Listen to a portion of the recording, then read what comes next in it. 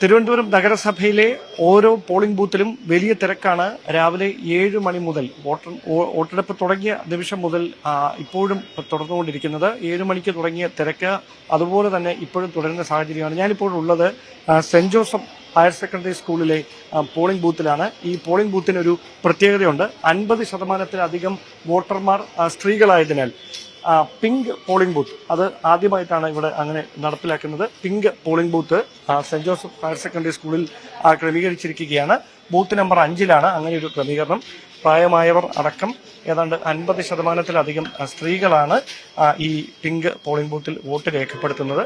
അതുകൊണ്ട് തന്നെയാണ് അത്തരം ഒരു ക്രമീകരണം. അവിടെ പ്രിസൈഡിംഗ് ഓഫീസർമാർ ഉൾപ്പെടെ പിങ്ക് കളറുള്ള വസ്ത്രം ധരിച്ച് എത്തിയാണ് ഈ നടപടിക്രമങ്ങളുടെ ഭാഗമാകുന്നത്. അതായത് വലിയ പ്രതീക്ഷയോടെ തെരഞ്ഞെടുപ്പ് കമ്മീഷൻ കൂടുതൽ ജനകീയമായ തരത്തിൽ എങ്ങനെ ഈ പ്രക്രിയ പൂർത്തിയാക്കാം എന്ന് കാണിക്കുന്നതിന്റെ ഭാഗമായിട്ടാണ് പിങ്ക് കളറിൽ അലങ്കരിച്ച് പിങ്ക് ബലൂൺ കൊണ്ട് കെട്ടി ഇങ്ങനെയൊരു പോളിംഗ് ബൂത്ത് ക്രമീകരിച്ചിരിക്കുന്നത്. ബൂത്ത് നമ്പർ 5-ലാണ് ഇങ്ങനെ വളരെ പ്രത്യേകതകൾ നിറഞ്ഞ പിങ്ക് പോളിംഗ് ബൂത്ത് ക്രമീകരിച്ചിരിക്കുന്നത്. രാവിലെ മുതൽ തന്നെ ഇതുപോലെ വലിയ തിരക്കാണ് അനുഭവപ്പെടുന്നത്. നിരവധി ആളുകളാണ് 7 മണി മുതൽ തന്നെ വോട്ട് രേഖപ്പെടുത്താനായി ഈ പിങ്ക് പോളിംഗ് ബൂത്തിലേക്ക് എത്തുകയും ചെയ്യുന്നത്. പ്രത്യേക അലങ്കരിച്ചാണ്, അതായത് അതിനകത്ത് അടക്കം പിങ്ക് കളറുള്ള അലങ്കാരങ്ങൾ കൊണ്ട് നിറച്ചാണ് ഈ പോളിംഗ് ബൂത്ത് ക്രമീകരിച്ചിരിക്കുന്നത് എന്നതാണ് പ്രത്യേകത. ഇതിനോടകം തന്നെ ഏതാണ്ട് ഒരു പകുതിയോളം ആളുകൾ, വോട്ടർമാരിൽ പകുതിയോളം ഇവിടെ ഏറെക്കുറെ വോട്ട് രേഖപ്പെടുത്താൻ എത്തിയിട്ടുണ്ട് എന്നുള്ള വിവരങ്ങളാണ് ഉദ്യോഗസ്ഥർക്കത്തിൽ നിന്ന്. കൃത്യമായ കണക്കുകൾ ഇനി പുറത്തു വരാനിരിക്കുന്നതേ ഉള്ളൂ. ഒരുപക്ഷെ ഇത് ആദ്യമായിട്ടായിരിക്കാം ഇങ്ങനെയൊരു പോളിംഗ് ബൂത്തിൽ വോട്ട് ചെയ്യുന്ന അനുഭവം വോട്ടർമാർക്കും ഉണ്ടാകുന്നത്. നമുക്ക് അവരോട് തന്നെ ചോദിക്കാം. ചേച്ചി, ഈ പിങ്ക് ബൂത്തിൽ ഇങ്ങനെ വോട്ട് ചെയ്തിട്ടുണ്ടോ നേരത്തെ? ആദ്യമായിട്ടാ? എങ്ങനെയുണ്ട്?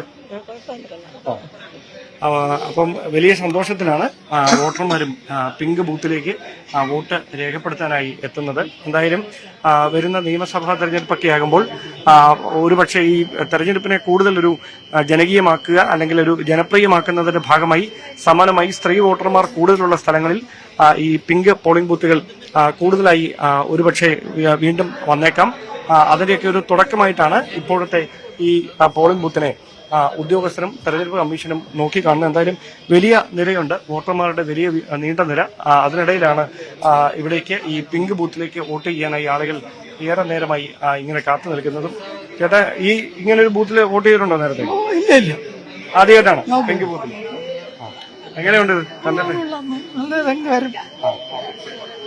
അപ്പോൾ അത്തരത്തിലാണ് വോട്ടർമാരും അത് സ്വാഗതം ചെയ്യുകയാണ്. എന്തായാലും തെരഞ്ഞെടുപ്പ് കമ്മീഷന്റെ ഭാഗത്ത് നിന്ന് വോട്ടർമാരിലേക്ക് കൂടുതൽ ഇറങ്ങിച്ചെല്ലുക, അല്ലെങ്കിൽ വോട്ടർമാരെ പോളിംഗ് ബൂത്തിലേക്ക് ഏത് വിധേനയും ആകർഷിക്കുക, അവരെ കൊണ്ട് പരമാവധി വോട്ടർമാരെ കൊണ്ട് വോട്ട് ചെയ്യിപ്പിക്കുക എന്നൊരു ലക്ഷ്യത്തോടെയാണ് ഇങ്ങനെ പിങ്ക് ബൂത്ത് എന്ന ഒരു നൂതനമായ ആശയം തിരുവനന്തപുരത്ത് അടക്കം നടപ്പിലാക്കിയിരിക്കുന്നു. ക്യാമറമാൻ അരുണിനൊപ്പം ഡാൻ കുര്യൻ, ന്യൂസ് 18.